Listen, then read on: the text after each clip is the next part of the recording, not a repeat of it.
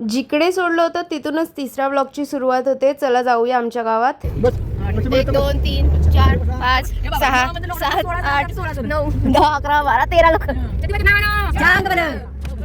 बघितले ना किती लोक होतो. नंतर आम्ही आलो मंदिरात, पाया पडले आणि त्याच्यानंतर आली पालखी देवीची त्यांच्या भावांना भेटायला आणि आल्या आल्या स्वागत केले फटाक्यांनी.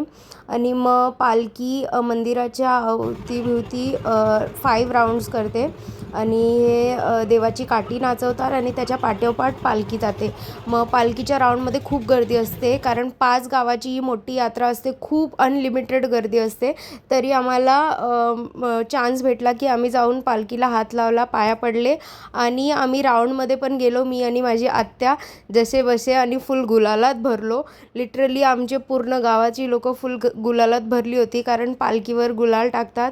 हे आहे माझी हालत. चला भेटूया पुढच्या ब्लॉगमध्ये ज्योतिबाच्या नावानं चांगलं.